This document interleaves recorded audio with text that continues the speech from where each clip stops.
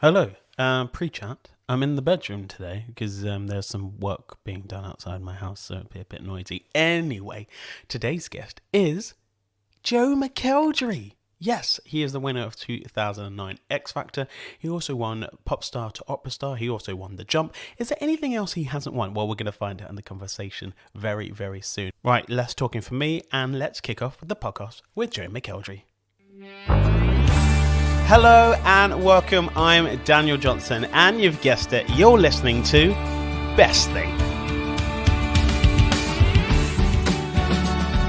You already know how it works. We talk about people's best things when it comes to food, travel, TV and film, music, something random, and something nice about themselves as well. Today's guest is the wonderful Joe McElderry. He's a winner from X Factor and he's won every other TV show he's ever done. We're going to be finding out all about his best things that he likes in his life. As always, we have Adam Harris doing his fact check, and his answer will be right at the end, but his question will be coming first. Then we've got Bethia Beats with her brand new Beats, the track we played right at the end, but catch her in the middle. And we also have Tom and Revan doing their film reviews. So it's jam-packed. Let's get on with it. Up next, Adam Harris's fact checking, followed by interview with Joe McElderry.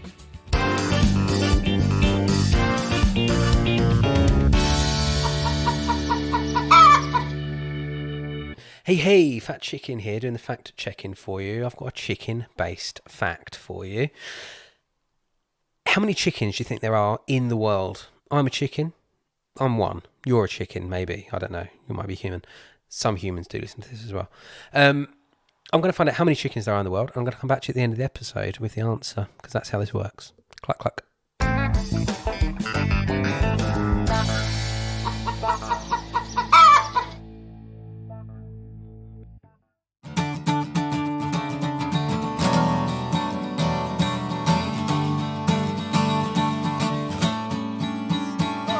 Mate, you haven't, I mean, you never have, but you haven't ever stopped working.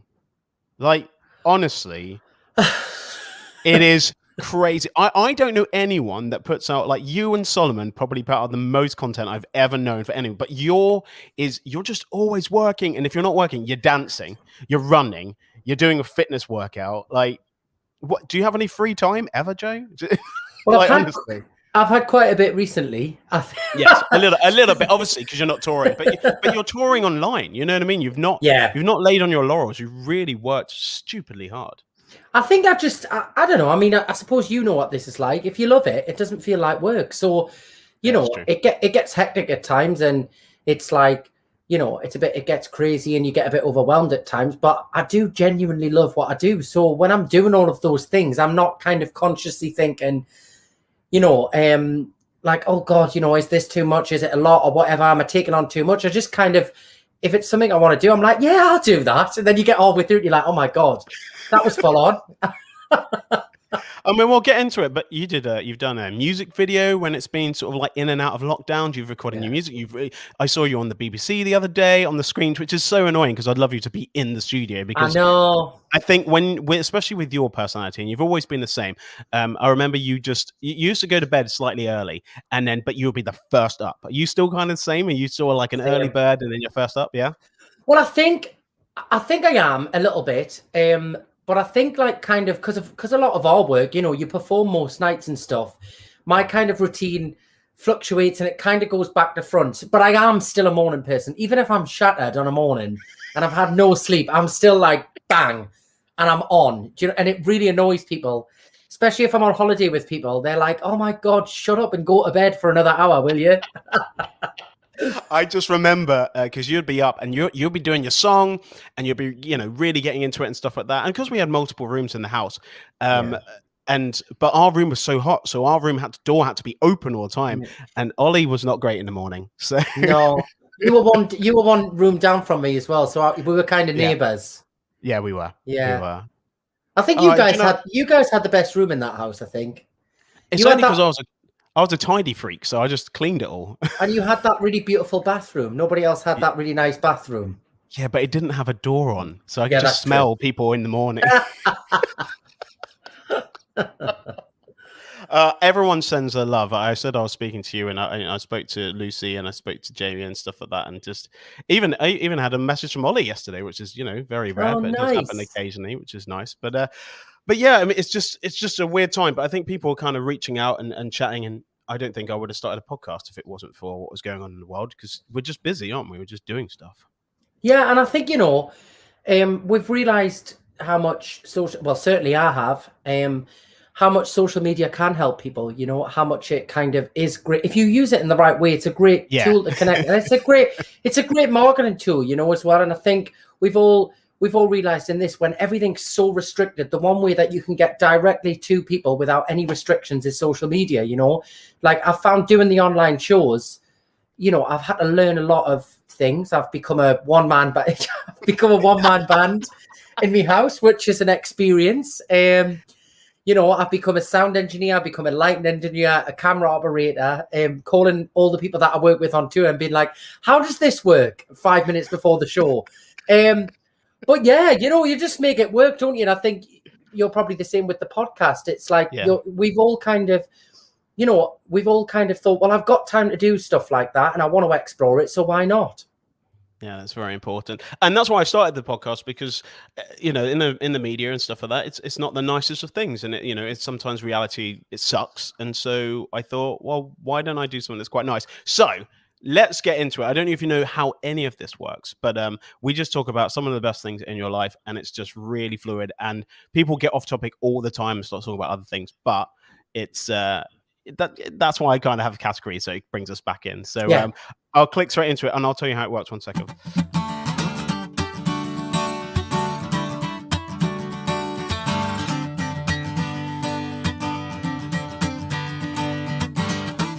Okay, Joe, we are talking food. What is your kind of relationship with food? I mean, are you a breakfast eater? You've got a black coffee right now, but yes. What do you have? Do you have breakfast? What do you do? Breakfast is my favorite meal of the day. I could eat I don't know about you, but I could eat breakfast like for every meal. And sometimes I absolutely love if you haven't had a dinner at night. I'm saying dinner, but I would say tea, but I'm saying tea. Yeah, I know what you mean. I'm covering all bases. I sometimes, especially if I've had a busy day working or something and I haven't managed to get like a proper dinner, sometimes I love nothing more than coming in at like 8 or 9 o'clock at night and making like a fry of breakfast for me dinner. And I actually asked the question on Twitter not long ago, and I was like, am I really weird? And there was this whole community of people that do the same thing, so I'm not weird. Or maybe you're all weird, and we're all weird, and that's a good thing to have. I thought you were just going to say cereal, but you went full on for a cooked breakfast. Oh no, yeah. I mean, so like just before I did this podcast, I had what did I have? I had the heck vegetarian sausages, 2 boiled eggs on 2 slices of toast. I like a proper breakfast. I'm not one of these like just 1 slice of toast and a bit of butter. It's got to feel like a meal, Yeah, I do know. You said vegetarian or vegan sausage. Are you vegetarian or vegan, or that's what you have? Well, I'm a pescatarian for about nearly 2 years now, a year and a half, 2 years. But recently, in the lockdown and things that have been going on, but you see, I only do it because it makes us feel better. I've kind of got no other reasons other than I tried it, I felt really good, and I thought, well, if I feel good, I'm going to stick to it. But if I want something, but I did have a Burger King last night with a steak Angus burger and chicken nuggets, the whole hog. So I can't protest to be a proper vegetarian. You could be a flexitarian. That's a word, isn't it? Yes. Yeah, and to be fair, I've massively cut down like on meat and everything. I only really have it like if once or twice every 2 or 3 weeks. It's not a lot. But I do like recently I've been trying it again, and you think, oh my God, like, what I can't wait for? To go to a restaurant and have a big steak and chips, like a proper meal, like in a restaurant. I'm sick of cooking in my house. Do you know what I mean? So yeah, maybe I'll break it a little bit then. Talking about cooking, and this is actually I got a message because I sort of said what was our favorite week in the show. So, you know, Whitney Houston week or Big Band week or anything. And Ollie Murs messaged and he said his favorite week was when Sainsbury's came and cooked for us, Oh which I my always remember. God. It's on YouTube, but I always remember that you won the omelette challenge. I was also one of the only ones that consistently participated in it, because I remember everybody was well up for it at the beginning, and then as the schedule of X Factor started to kick in, people would be like, I'm not going tonight, I've got to rehearse or blah blah blah. And by the end of it, I think it was probably like me, you and Jedward in the kitchen cooking every week, because everyone else was like, I can't be bothered anymore. But I loved it because what I found is I'm a terrible cook. So I just used to stand next to the lovely Sainsbury's ladies and kind of do a little bit, and then we'd have all that beautiful food to eat afterwards. And I think that was the reason why they came in, because they'd kind of said we weren't eating properly and kind of not like having enough meals and, you know, healthy meals. But that was what I'm with them on that. I did. It was a highlight of my time in the house, that. It was so funny. My friend's name is his surname is Sainsbury, and so I texted him the other day. But actually, what I did is text one of the ladies instead, because I still got one of their numbers. Actually, one of them sent me a message on Instagram the other day saying that they were one of the camera operators that used to come with the ladies, because I think I'd posted something about cooking, and I think she said it was nice to see your skills have improved. I never thought you were that bad. So you're still saying you're bad at cooking, Joe? Is this what you're saying? I have literally probably cooked about, apart from a breakfast, I'll always cook a breakfast. Apart from a breakfast, like this is the first time in about 10 years that I've consistently properly cooked meals, like being at home and ordering food in, shopping to actually cook proper meals instead of literally just grabbing. Well, you know what it's like when when you're working, when you're like going from here, there, everywhere. I don't have time. I don't have 45 minutes to cook a meal. Like, you know, I need something that's going to fill us up, that's healthy, that's going to get us through the show. I'm lucky that me auntie does come out on the road with us when I do me solo tours, and she literally looks after us like a king. Like at every given moment, she's like, "What do you want to eat?" And she brings all these beautiful things in. She's like me dresser, kind of extraordinaire. She does everything for us, bless her. And she always cooks for us. So on my tours, I'm really well looked after in terms of food and catering. But when I'm just kind of out doing promo or one-off thing, you don't have time. Do you know what I mean? And also, you don't have, if you're staying in a hotel, there's no kitchen.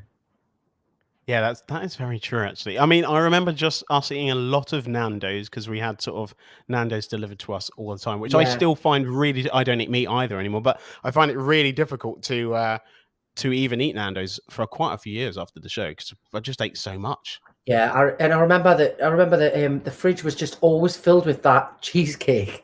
The Nando's cheesecake was just, there was just trays and trays of cheesecake in the fridge, and I was like, I mean, I love cheesecake, but I don't want to eat it every day, you know, for every meal. It's so true. And also unopened, half opened and eaten cans of tuna just put back into the fridge by Jedward.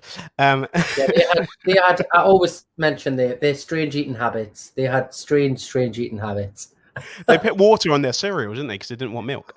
I remember I remember a story about the Jedward boys, and honestly, I love those boys. They're great. But I remember for some reason, me and them had to fly home from the X Factor tour to do something. I think it was in London, and you guys were all, I think you were either in Belfast or Dublin or up somewhere in Scotland. It was far. It was quite far. We'd come back to do something together. We were both doing this press thing, and so we went to the award ceremony. I think it was an award ceremony, and then the next morning we got picked up in this car to go back, obviously over to wherever we were going for the tour, to pick it back up, and we were sat in Heathrow Airport at about 3:45 in the morning. And they were eating your sushi at 3:45 in the morning for breakfast. And I was just sat opposite them, like thinking, is this a dream? Like, I was like, how can you eat that at 3:45 in the morning? They're like, oh, it's lovely and blah, blah. And I was like, really? Like, you know, just get a bacon sandwich. They're in the world of their own. Let's just say that. Yeah. Joe, let's ask you the question. When it comes to food for you, what would you say is the best thing about food? Is it a dish? Is it kind of a feeling? Someone just said eating it is quite good. So yeah, what is it for you? I like the social aspect of eating, and I like especially like, you know, if you do like a cheese and wine night, or like, you know, like if you have friends round and there's like a buffet and everybody's kind of up at the table. I mean, obviously post-COVID, will we be allowed to have buffets? That's the question. You know, now I'm thinking a buffet is very unhygienic. But it is like, I just thought the other day, I thought, oh my God, like if you think like when you go in a hotel, like the breakfast buffet, all of them people touching the same ladles, like we never thought about that before. And no one's washed their hands back in the day. Yeah. No one's washing their hands. So, but I love the social aspect of it. But I also love like other people enjoying food. So I love to buy, you know, like donuts or like, especially if I'm working, you know, and also I'm quite lucky that I get a lot of gifts sent to us, like to venues and things and sweet treats and things like that. And I love like taking the box in to the band or something and being like, guys, look, dig in, and like seeing everybody like be like, oh my God, you know, give us one of them. I love that kind of social aspect of it. But yeah, and I do love food. I love eating. I could eat all day long. That's my problem. I mean, I'm exactly the same. That's a lovely answer, and I think that's really nice. And it's so much sort of your spirit and what you've always been like. You've always been quite giving. So I think that's a nice answer. So I'm going to say for Joe, the best thing when it comes to food is like the social aspect, giving food to other people, and just eating food. Yeah, sounds about right. Sounds about right. Next up, we're going to be talking travel.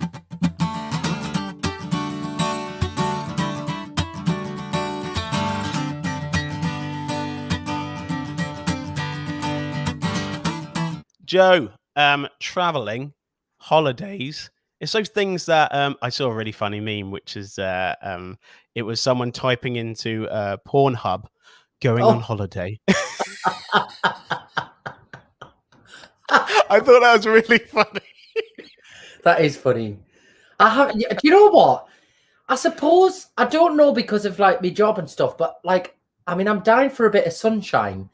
But I haven't like yearned for a holiday, I think, as much as other people have, because I suppose so much of my job feels like that anyways, of like you're always somewhere different and things like that. But I can't wait to go swimming in like at the sea. I want to go swimming in the sea, but like a nice warm sea, you know. Barbados. Yeah. So but yeah, I do love traveling. I love holidays. I love exploring. The last holiday I had was just before, like, well, I went away during lockdown, but obviously when you were allowed to kind of go camping and stuff in the summer, we went over at the Lake District. But last proper holiday in terms of abroad, I went to New York and Disney, Florida, just before, actually, when we didn't really think the pandemic existed, even though it very much did. And everyone was kind of in that mode of like, oh, well, you know, it won't come here. So yeah, so I went to New York and I love New York.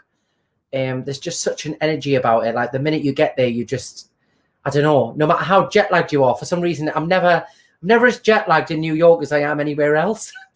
If that makes sense. Which is so funny because it's not even that far away. I know. But I do understand it. I do understand. But I get really bad jet lag, like really bad. It really, really knocks me out. But I never get it that bad in New York. And I think it's just you get off the plane and obviously it's that funny time zone where by the time you land, you've already been up like kind of, well, nearly 24 hours. You know, by the time it gets to 7 o'clock at night and you're always like, we'll have to stay awake past 10 o'clock. We'll have to stay awake past 10 o'clock. But yeah, so I do love New York. We went to see Celine Dion there last year. Of course. And but I'm dying to go to Australia. That's a real bucket list place for me. Never been. And I'd love to go maybe for like a month or so and properly go around and see Australia. I'm secretly hoping that one of my songs just takes off there naturally so that I don't have to pay for the trip. And also, we've got friends from back in the day on the tour. Some of them were Australian, so you could get them to dance for you. You can get sort of Shannon and Jess and stuff to come and dance for you. And it'd be fun. It'd be like the old days. Yeah. I did think maybe if one of the songs just takes off there, then that would be helpful because then I could just get the record label to pay for it. That's the way you want to do it. You want to be on tour in Australia, but also a couple of nice days off as well. Yeah, no, but I am going to do that at some point. I was actually going to plan to do it last year, because I had quite a bit of chunk of time off in the first half of last year. And I kind of set myself, I'm going to do a load of holidays and do all of the things that I don't normally get to do. And then obviously Corona had other ideas, but I will do it at some point. I'll probably do it next year when the world's fully back to normal. You are quite a good skier. I am. One of our favourite family holidays. We go every year, normally to Austria. And I just love. There's some. I think people have a bit of a misconception about skiing, where they think that it's really like, oh no, I couldn't do that. It's like too much work and it's exercise. It is, and it is. It is. And it's quite hard getting the skis on and off and going to the lifts and everything. But mentally, I always say this to people: it's one of the most relaxing holidays that you can ever go on, because what you find is you don't think about anything else. When you lie on a beach, and you're suntanning, your mind still has so many things to process and time and, thinking time and whatever. Whereas when you're skiing, you're concentrating on so many things of like going on the lift, and then you're going down the mountain and you're, making sure you're doing the right technique and making sure you don't crash into somebody else. Kind of a little bit like driving, that you find by the end of the day, you think, oh my God, my mind has had like such a break from normal thinking for the whole day. So I find it one of the most relaxing. I always come back from a ski trip more relaxed than I ever would on a beach holiday, which people never seem to understand that, but that's what it does for me. Also, it helps that you're quite good. Well, yeah, but I mean, if you're not good, you can kind of ski down to a restaurant, have a few drinks, and then roll down the hill at the end. That's what a lot of people do. There's a band of skiing kind of abilities, and you can very clearly see it on the mountain when you go out there. Some people are literally just there to drink and go for the after parties and kind of sit in the sunshine and not really ski. And then you've got the other ones that literally, like my family, are a bit kind of outdoor obsessed. So we have to be up at like 7 o'clock in the morning. We're the last ones out on the night time. That's where you get it from. Yeah, it's a bit of a military operation when our family go, but we do have fun. Yeah, I mean, when I've seen the videos and the pictures and stuff like that, like I'm always astounded about how good you are. And also, you won a reality TV show through skiing. Yeah. I mean, you haven't not won a show yet, by the way. I don't know if this is the thing. I know that's the problem now, though, isn't it? Like, I do think if I was to go into anything else, you've got to win. Well, I'd have to not put pressure on myself to kind of do that, because I think I would spoil the experience if I did see it. I can't remember what show it was now. I nearly ended up doing something a couple of years back. And my manager was like, well, you'll have to win it. Like, if you go in anyway. And I was like, don't say that before I've gone in it. I think that you're perfect for Strictly. I would love to do that. I would love to do it. I think you're so BBC, and you'd be so much fun, and that personality, and you just get the right partner that either flips you around or you flip them around or whatever. But I just think you'll be perfect for it. But yet again, you're going to have to win. I know. And I mean, you know me. I mean, you've seen me backstage at shows and stuff. In my head, I think that I dance like Beyonce. I don't always look like Beyonce when she dances. But I do love dancing. So I would love to do that show. And there's just something about Strictly, like just the music, the costumes, like it just feel good. Like, and it's the one show. I don't really look at many TV shows on television and get envious of other people being there. I think coming from a background of X Factor, the process of all of those shows. And sometimes you watch it and you're like, oh my God, I totally know what they're going through. And like, I really sympathize with them, but I'm glad I'm not in their shoes. Like, fair play to them.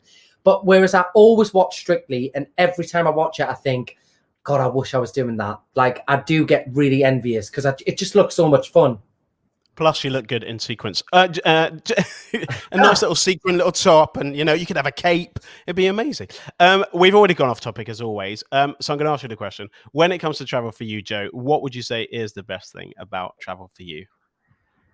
I think just like meeting new people, and I think seeing how other people live and going to different places and seeing different cultures, and just I don't know. I just like I like the excitement of just being somewhere completely different that you've never been before and not knowing anything about it and having to learn about it in such a short space of time. So, yeah, that's what I'd say I like. See, you're all about the people. You're all about meeting people, giving them donuts. That's the person that Joe is. The best thing when it comes to travel for Joe is like, being excited to go to new places and learning their culture and learning all the stuff about it, seeing another church, because we like to go and see a church on our way, and also just meeting new people and meeting people and just chatting and enjoying, and a lovely bit of skiing as well. Next up, and a suntan. You get it through skiing as well. You get goggle suntan though. You have the goggles on. You do.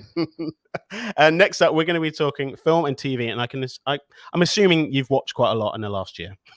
Absolutely. Far too much. We'll be right back with Joe McElderry finding out about what his best things is to do with TV and film. But before we do that, let's find out what we should be watching with Film Bag. Tom and Revan, over to you.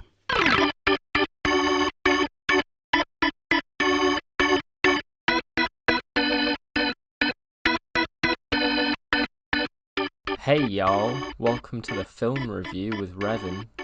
Yeah, that doesn't work. That sounds so wrong. I can't, in good faith, as an English man, whip out y'all as an organic greeting. It sounds so wrong, and I'm seeing more and more people online that I know are English using it. It just doesn't transfer into the real world. Hello, y'all. I don't think so. I've wasted quite a bit of time on that, haven't I? Maybe because it's been a while since I've seen the film I'll be talking about today, so I'm trying to kill time. When did I see this? I have an app. It's called Letterboxd. You should get it. It's great. You can log all your films. This is not an advert. Oh, I saw it. I saw this film on the 3rd of April. That doesn't sound like an incredibly long time ago, but it is. All right, that's a minute. Here's the film. It's Ghost World from 2001, directed by Terry Zwigoff. Here's a clip. Sometimes I think I might be going crazy from sexual frustration. You just hate every single guy on the face of the earth. That's not true. I just hate all these extroverted, pseudo-bohemian losers. You guys up for some reggae tonight? Yeah, this film's a little left field this week. Why am I reviewing it?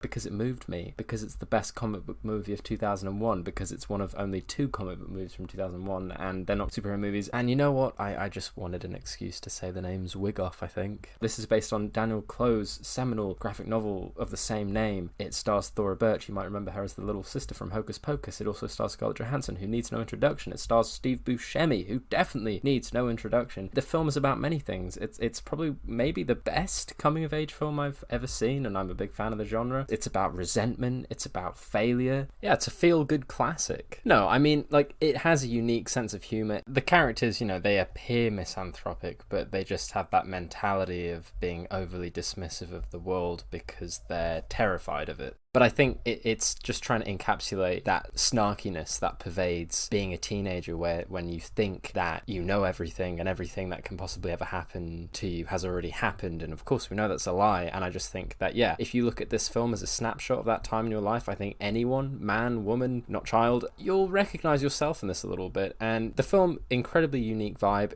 It captures the tone and the feel of the graphic novel incredibly well. So yeah, check this one out, guys. And I also recommend exploring the world of indie comics. So as I mentioned, it's not all about superheroes. These are really deep, emotive stories about what it means to be a human with really quirky illustrations. And yeah, I think Daniel Close, he's a great place to start. He did a really fantastic one called Patience, sort of time travel. Beautiful, it really is. It's been great. Can't wait to be back next season where I talk about Space Jam 2 every week.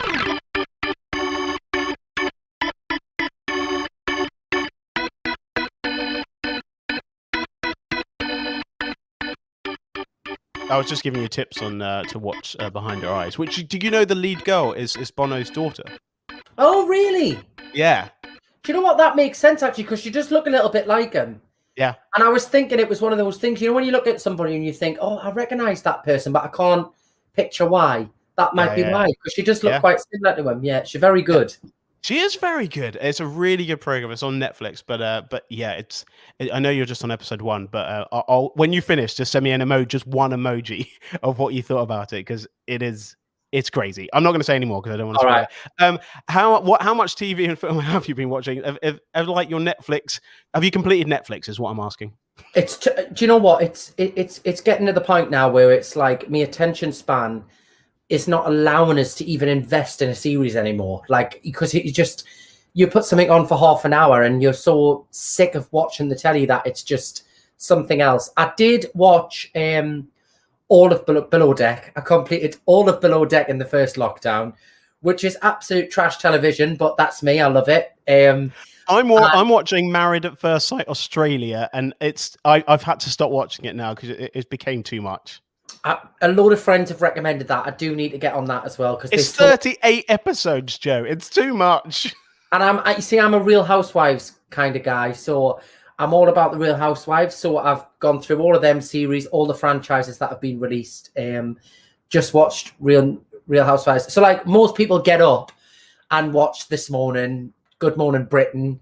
I get up and watch the episode that went out in America last night. That's my morning cup of coffee. So it was Real Housewives in New Jersey this morning from about 8:30 till 9:30, and that's kind of my morning breakfast show.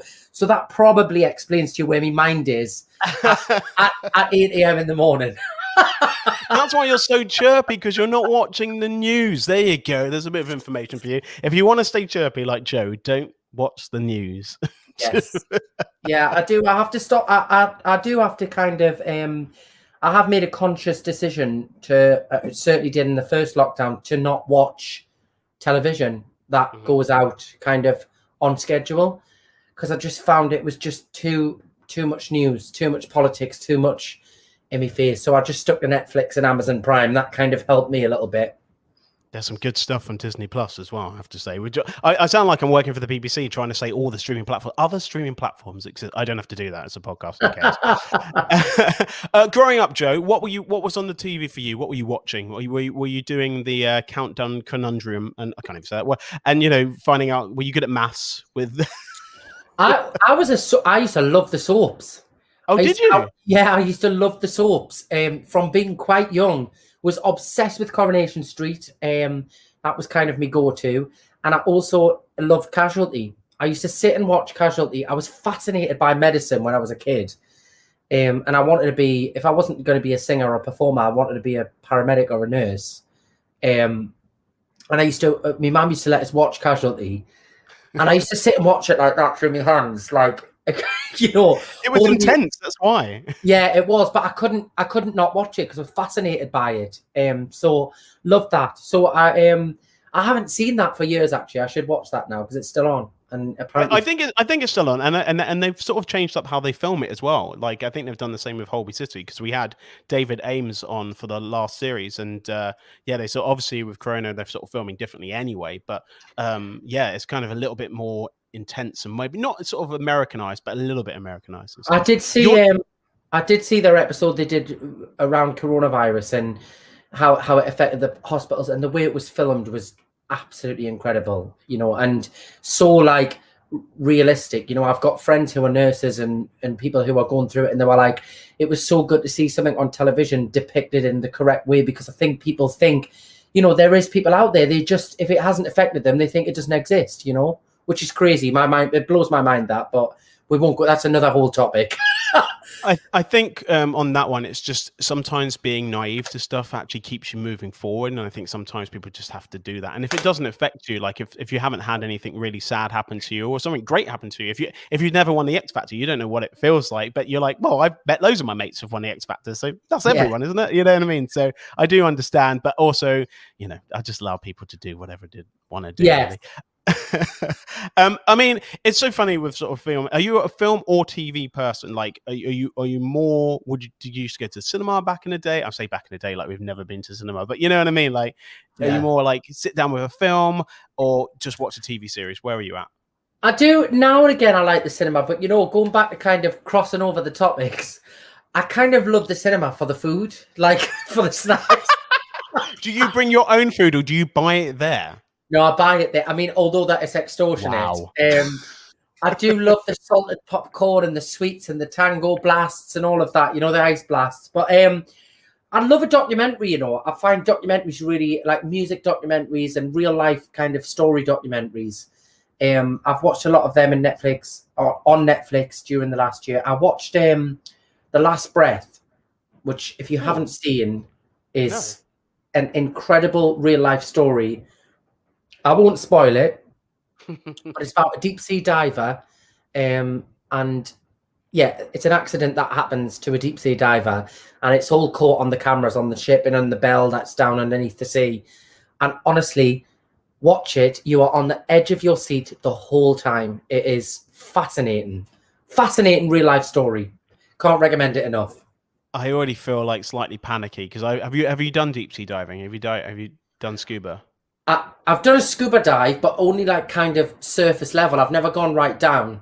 Right. And honestly, the minute they put the equipment on this documentary, I couldn't breathe. I was literally like, "Oh my god, that's me gone." Claustrophobic. It's so funny you talked about soaps actually, because when we spoke to Lucy, she said that she has never missed an episode of Coronation Street. Wow. Okay. That's good going, because that's a lot of episodes. That's a lot of it. I was whining about Married at First Sight having 38, but how many episodes have there been of Corrie?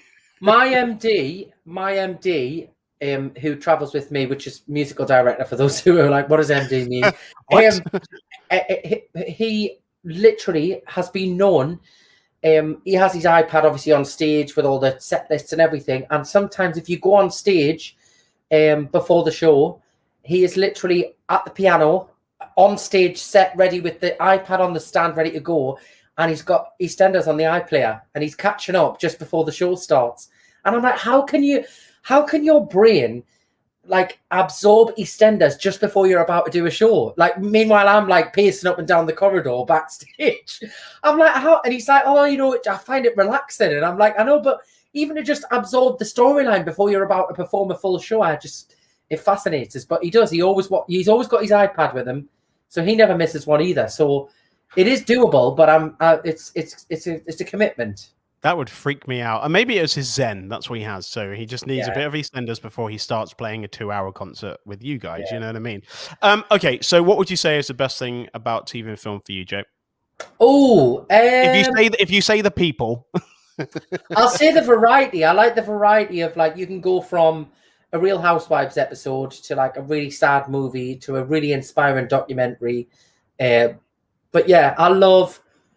And also, I think it's great now, you can watch it. You can, with the quality of television now and the way things are filmed, you can watch like a live concert that's been filmed and you can feel like you're there. If you've got the good surround system and you've got the lights down and all of that. I've done that a few times, I've been to see quite a few people from the comfort of my own living room. So the variety of television is what I like. We've not had that answer, and we're literally on season 3. The best thing when it comes to TV and film for Joe is variety. Next up, we're going to be talking about, I think you might have something to say about this, music? Yes, I will. We'll be right back to find out about Joe's best thing when it comes to music. But first, we've got Bethia Beats, and her track of the pod is Bethia, over to you.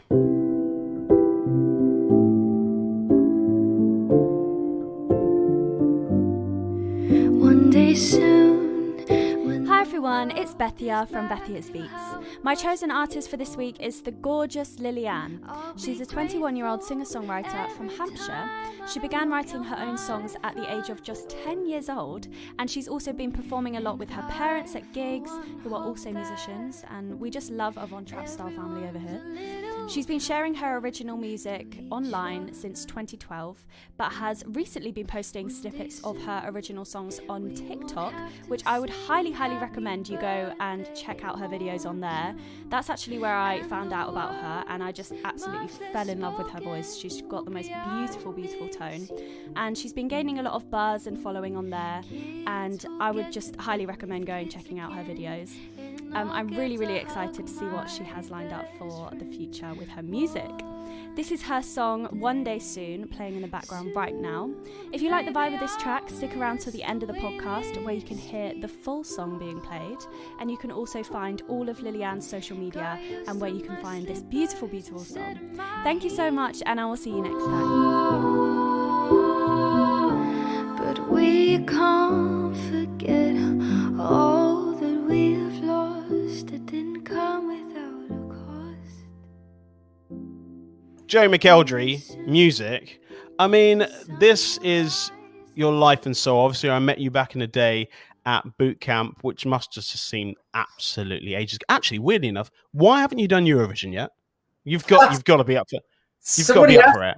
Somebody, I think I got asked to do it a couple of years back. Actually, I remember a conversation happening about 4 or 5 years ago, there was kind of, would you be interested, blah, blah, blah. And at the time, I was doing something else and I wouldn't have been able to commit to it. But it's a funny one, Eurovision, because I love Eurovision and I love like everything about it. And obviously in other countries, Eurovision is like the biggest and best thing like ever, you know, for that country. Whereas like us here in the UK, we've got a bit of a funny relationship with Eurovision, I think. And I don't think we should have, because I think it should be a massive celebration and it should be wonderful. I love to watch it and I love some of the music that's come from it. And it's also a fantastic showcase for music all around Europe, you know.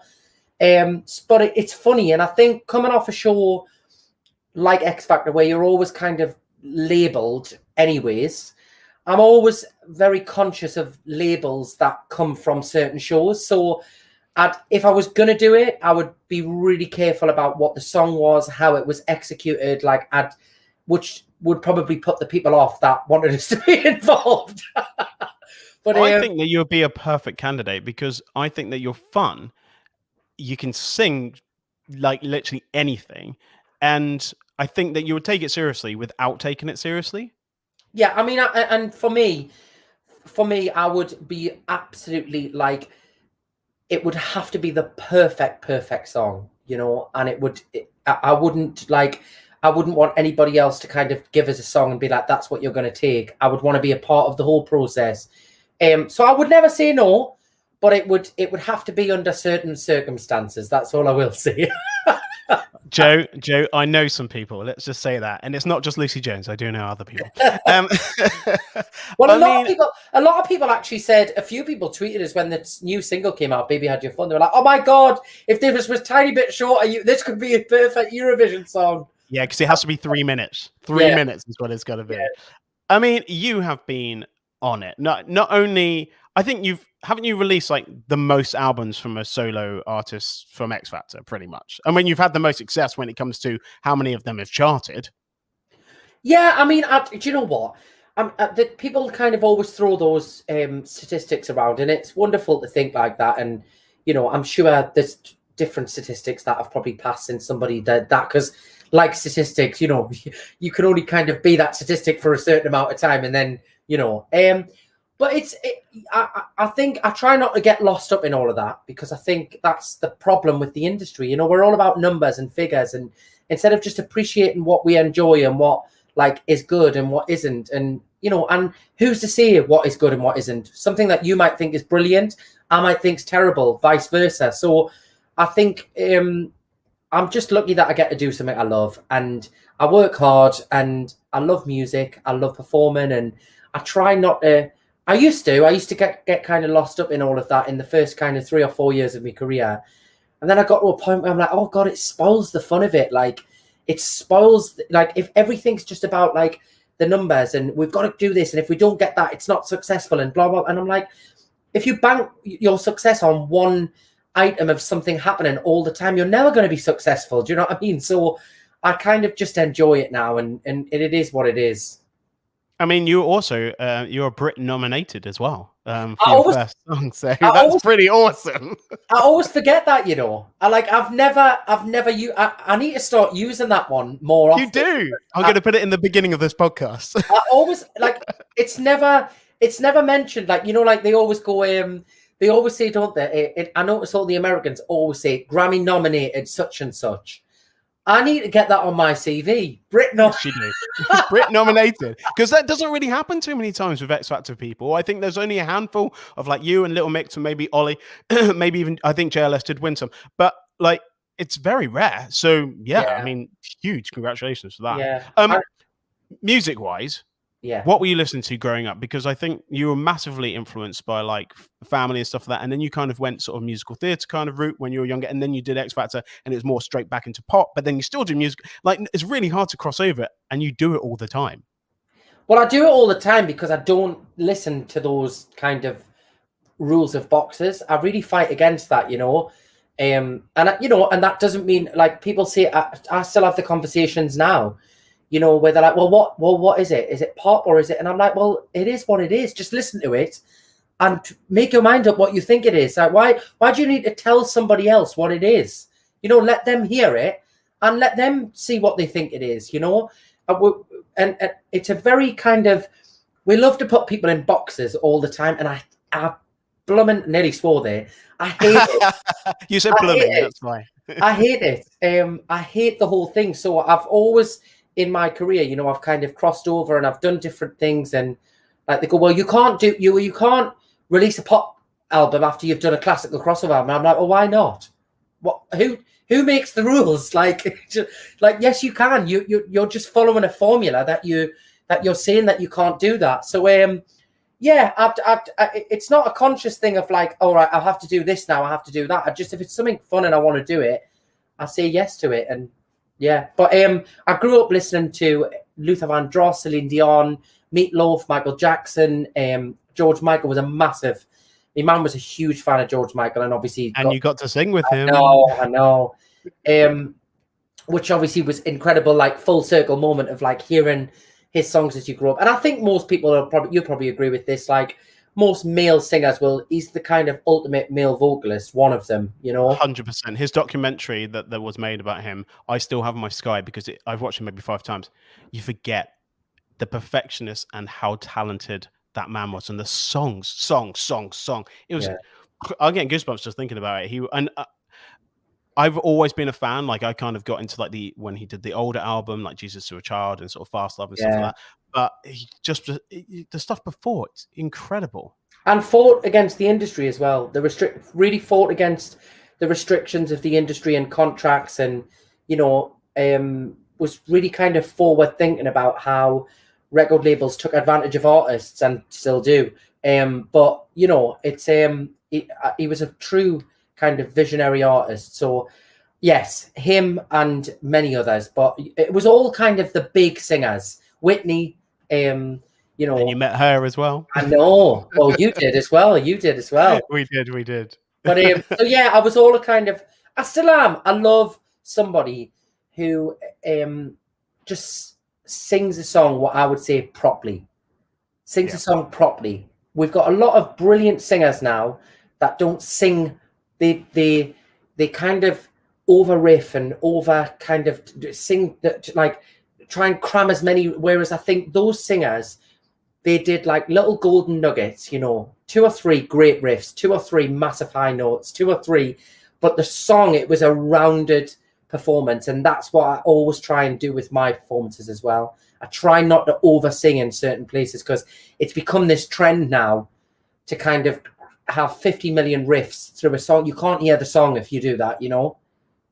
Do you remember we always used to make you try and do as many riffs at the end of You Are Not Alone on Tour? Like me and Ollie were like, keep going. I mean, it's all right if you're doing that, I suppose, like a little challenge.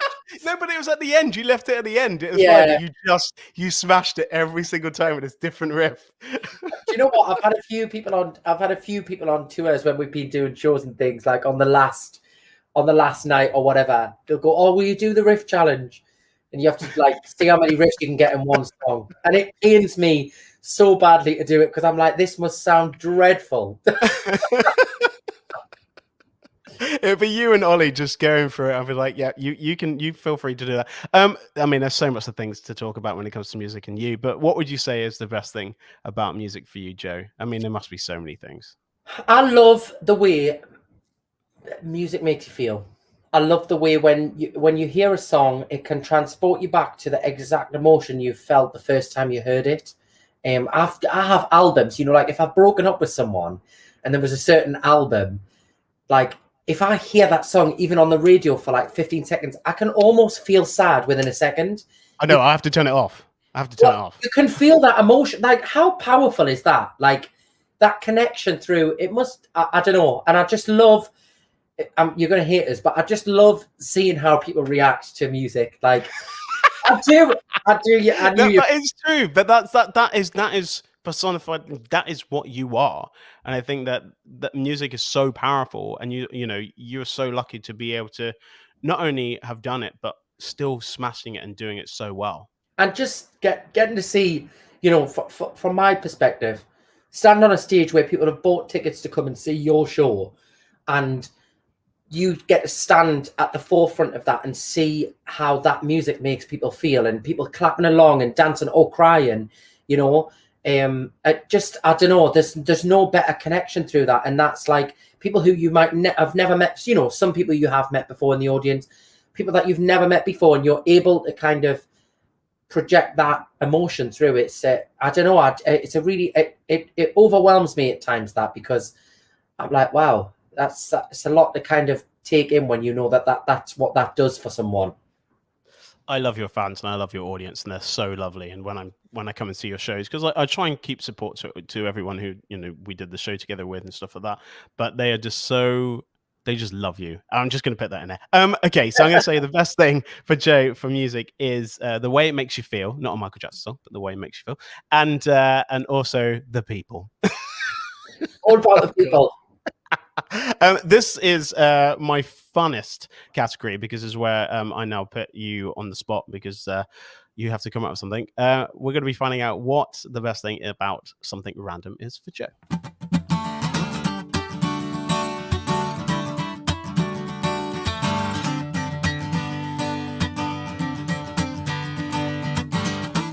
Joe, what is the best thing about something random for you? You just kind of told me, and I was like, yes, definitely talk about that, because I'm a big fan of it. What is it for you? So I have, since being really, really young, I've had this like kind of weird obsession with hotels. Like, I'm obsessed with seeing what a hotel looks like. It used to be like, to me, when I used to go to a hotel, and I still kind of do now, it's all about the bathroom. You always know how good a hotel room is by how good the bathroom is, and then everything kind of follows on from there. What are you trying to say about Premier Inns? I'm joking. I love them. Actually, we're not sponsored by Premier Inn, but I have to say my favorite bed and pillows is at Premier Inn. Do you know what? Same. I've slept in some beautiful hotels, but Premier Inn beds are yet to be beaten. But the bathrooms, not great. Well, we could have a nicer shower curtain. Or like a glass panel would work. And we also could have better lighting in a Premier Inn bathroom. Oh, yeah, because the Malmaison have great lighting. There was one in Liverpool where we were on tour, and the lighting, it looked like I had a six-pack. Trust me, I've been eating donuts. I didn't have a six-pack. You know what I mean? It was good lighting. The lighting in the Premier Inn bathrooms are very harsh. So if they want us to come in and coordinate that, I would quite happily, you know. But yes, I love hotels, and I've always... And I think, obviously, when I get to around and stuff, like, I kind of, that excitement of seeing if your room's going to be really nice. Can you dictate where you may stay? Or, like, can you be like, I'd like to stay in, like, a nicer place? Depends what show you're working on and what the situation is. But sometimes, you know, if you're doing a gig at a certain place, you can be like, well, I normally stay here. in a suite, darling. And sometimes, over the years, I've done it. I've done a few gigs at the Dorchester Hotel in London, and down in the ballroom, and the Grosvenor as well. They're two kind of hotels right next. Yeah. Two of probably the best hotels. They're very nice, and every time I'm going to do a gig there, I'm like, is there any way we could ask if I could stay? Did they say yes? Well, to be fair, in my defense, I don't live in London, so I do have a perfect excuse. And I suppose if you're performing on behalf of the hotel anyways, I mean, it's not a big ask, is it, to ask them to let you stay? No. So, yeah. But I do love, like, hotels like that, like extravagant hotels. And I'm just fascinated with them. I love a buffet in a hotel, but I'm kind of adjusting to that now because of COVID. I'm starting to think, do I want to be eating from a buffet? I'm not sure. So yeah, and also another thing that I do love when it comes to hotels is how good if you get the breakfast delivered to a room, how good is the breakfast that is delivered to the room? It is an ultimate, like, I have mental marks in my head when I stay places. I always think great bathroom, great breakfast. That's the top two. That's a B&B. Breakfast and bathroom. Yeah. But it's got to have a brilliant bathroom and a really, like, extravagant bath is what I like. And also a banging cooked breakfast is what you need. Perfect. Can I ask, where is the best hotel you think you stayed? Well, you know what? There's been quite a few. So I stayed in a hotel not last year, the year before in Dubai, which was beautiful, called the Five Palm. Yeah, and we stayed in this beautiful, like it was like I went with two friends, and it was like a suite, but it was like a flat. It was huge, like it was literally like an apartment, with like double balconies. I stayed in the Bellagio in Las Vegas, and I had a what do you call it, fountain view, where you could see the fountains. You open the window and you can literally see the fountains from your window. That was pretty special. A London hotel, the Corinthia Hotel's beautiful. It is, and it's got one of the best, and it's got one of the best spas. I didn't do the spa. Is it good? Oh my god, yeah. It's rubbish. and also great lighting in the spa. Very dark, so you look really good in the mirrors. The Dorchester, I think, is like a proper London hotel, isn't it? Like that everybody kind of thinks of. So yeah, there's loads. I stayed in one in Manchester actually, and I can't remember the name of it. And that was, I think that might have been when we were on the X Factor tour actually. And I had this room with a spiral staircase in the middle of the room, and like a big floor to ceiling glass thing, and you could see the whole of Manchester. I can't remember what the hotel was called, but it was beautiful. You know that we were just in single beds. I'm joking. In my defense, though, I did give up me solo dressing room so I could share with you guys. You did, and lovingly gave it to Jedward instead. So thanks. Because they were like, you know, it's a bit crazy.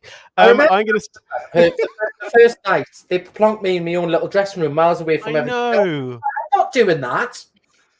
So yeah, we had a big shared dressing room, didn't we? Yeah, we did. We did. Do you know what? I have to say, just before we wrap this bit up, is doing the X Factor and stuff like that, and meeting all the people we're doing, and we went on our journeys, and everything happened, and people do what they do. But my favorite memory is always the tour.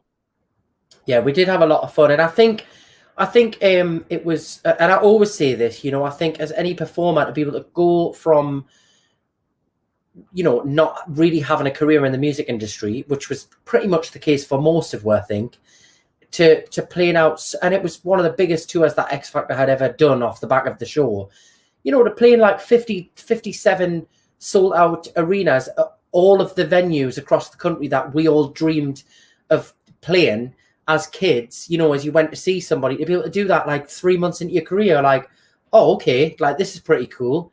And it was a really fun show, you know. It wasn't, we all had little bits that we went on. We did like 3 or 4 songs. It wasn't a tiring show. It was great fun. Like, it was kind of the perfect show to be able to enjoy, because, you know, I've done tours since, you know, in different things where you can't really enjoy it because it's so full on. But like, I always kind of go back to that and I think, you know what, actually, although that was like a massive tour to be a part of, in terms of the actual show, it was quite an easy show for us all, that we could enjoy it and just take it in and really absorb an amazing experience. So yeah, I've got great memories of that. It's great fun. It was super. What would you say is your favorite memory, and not your favorite venue that we played at on that tour? Because for me, I know what it is. I want to see if it's exactly the same for you. Do you remember what your favorite one was? What venue wise on tour? Ooh. I mean, Newcastle was amazing for me. Of course. Yeah. Of course. They went crazy. We did 4 nights. I think we did four shows there. And yeah, I remember just being like, I remember all my friends being there, which made it really special. And I could, where they were sat, like we got them all in the same section, and just like looking out and seeing that. And that was like what I said before, you know, that was the venue where I went to see everybody when I was younger. So I've played it a few times since, and every time you go back there, it's like, it's that same feeling where it kind of, you instantly feel really humbled, because you're like, I sat in this audience and was like, oh, I wish I could perform on that stage one day. The O2 was incredible. The O2 was incredible. I think the O2 is not only a famous venue in the UK, but it's like a world famous venue. So I think, again, every time you go in there, it's got a feeling of extravagance. But 4 sold out shows, by the way, 4 sold out shows for that place. Because if you saw them in any other, no offense to any other year they did it, but when I went and saw other tours there, they didn't sell out the top. So I'm just saying. I mean, think as well, like the year we did it was the first year that, like, I'm not saying that the series before that weren't that, but it was the first year that X Factor went into the like stratosphere of like, you know, it was the first. I think we were one of the first series to pull in like 90 million viewers. So I think off the back of that, the tour was huge. You know, not really anything to do with us. It was more just, you know, the profile of the show. I mean, it was to do with us, but that's fair. But I was going to say, I thought that Dublin was great because I always had this little test when we had to do I've Got a Feeling, which I was so gutted because you just didn't do it. And I wanted you to be in more group songs. I understand it's saving you for last, but I didn't understand why you weren't in more group songs. But when we did I've Got a Feeling, we had to do I've Got a Feeling, and we put our microphones out. And if they sang back that, ooh, I was like, it's a good show. Yeah. I mean, to be fair, I don't think we had a bad audience anyway, really, did we? It was constantly great, but fond memories, you know, and it seems like such a lifetime ago now. It's a crazy 12 years, I think, and I don't know about you, because obviously you're a bit older than me. When you started, how very dare you? No, but like I know what you mean. Yeah, 18 to 30 is a big jump in terms of huge. like a life thing. So I feel like a completely different person, which in a sense makes it seem even longer ago than it actually was, if that makes sense. Yeah. So people go, oh, it must have flown by, and I'm like, it has flown by, but I've also completely changed as a person since then. You know, I was a kid, so it's but I've got great memories, you know, and we did have a laugh. We had a great time, and you know, and I think they did kind of say we were one of the only series where people didn't leave the tour hating each other. We really liked each other. It was really weird that we all just got on and it just did a job, because I heard in previous years and years after us that it wasn't the same. Yeah, they said like I remember that all the security guys and everything at the end, they were like, wow, like everybody's left like being friends. And he was like, normally by this point, everyone's in separate cars, like not speaking to each other. I don't know who. I didn't ask for names, so I won't be involved in revealing. But Joe, I know exactly who. I'll tell you afterwards. Joe, you already said it, but the best thing when it comes to something random for you is hotels, and we got into a bit of an offset, you know, of sidetracking on a different conversation about tour. But I've got one little question, and it's a question that we kind of added into the podcast, and it's just very short, but you got a few seconds to think about it. But I'm going to ask you, Joe, McElderry, what is the best thing about you? Oh, find out after this.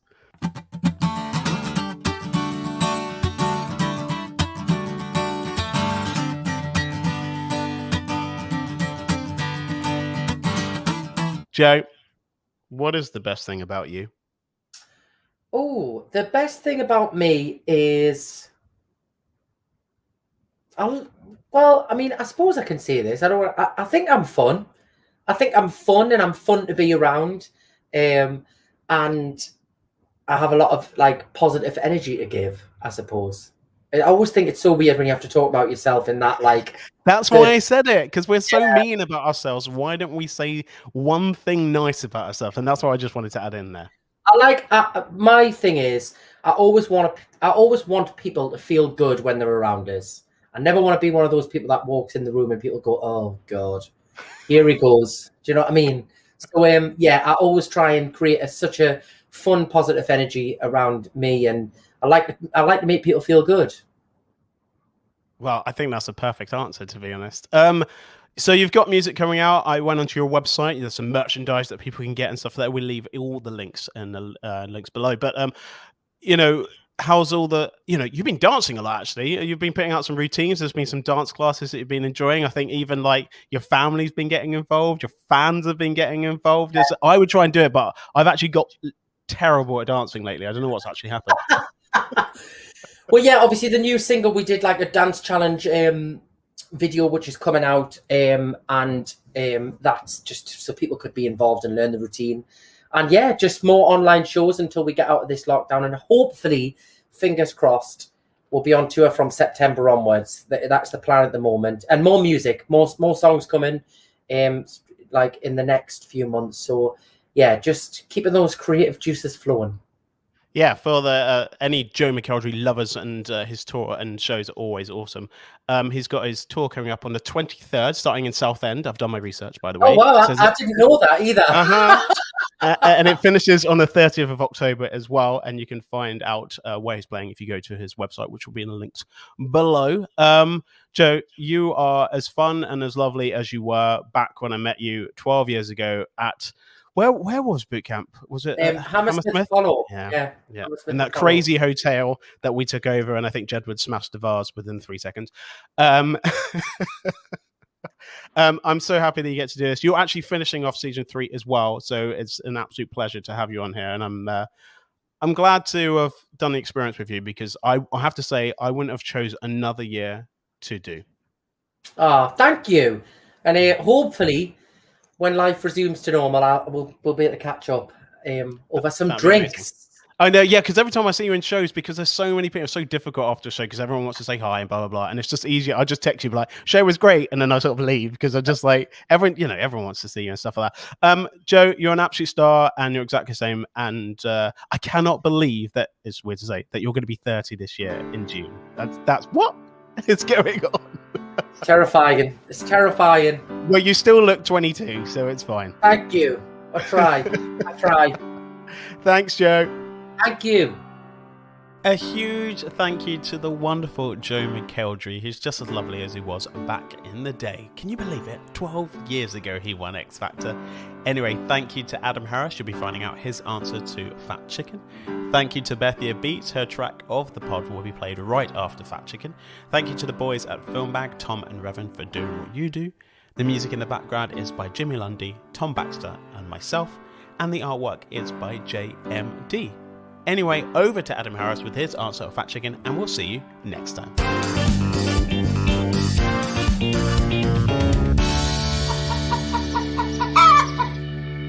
What's up, y'all? Fat Chicken. I'm just one of many chickens. I was finding out how many chickens in the world there are, and it's made me feel pretty insignificant. The answer is 23.7 billion billion with a B chickens. The number of chickens in the world has doubled since 1990. So we're clearly not eating enough. You're clearly not eating enough. I don't eat them. I am a chicken. In 2018, there were some 23.7 billion chickens in the world, up from 14.38 billion chickens in 2000. There are two major types of chicken that are farmed globally: egg-laying hens and broiler chickens. I am just a chicken, generic chicken. There'll be another one of those facts for you in the next series. Hope you've enjoyed this one. Cluck, cluck.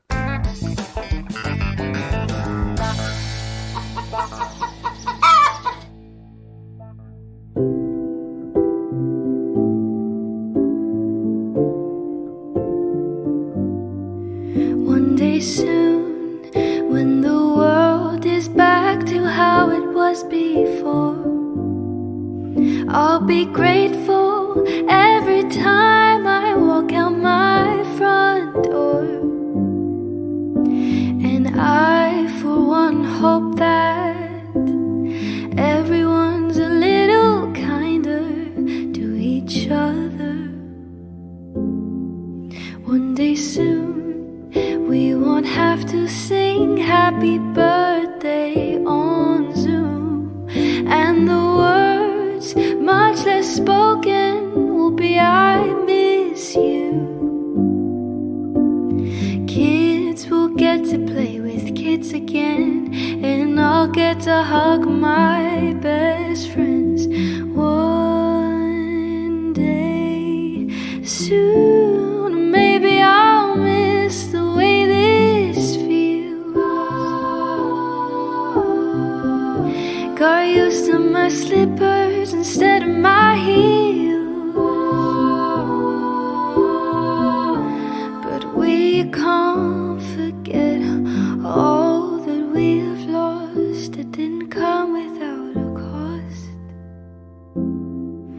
One day soon, the sun will rise, and then so will you. And you'll hear this song from a different point of view. 'Cause we've loved and lost, and we've cried alone. Can't wait wait to give you all the love I've got. One day soon.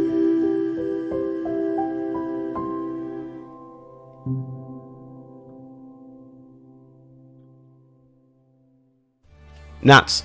Hey. You've got your own little Natbee chat for advice, so I want to bring you onto the podcast.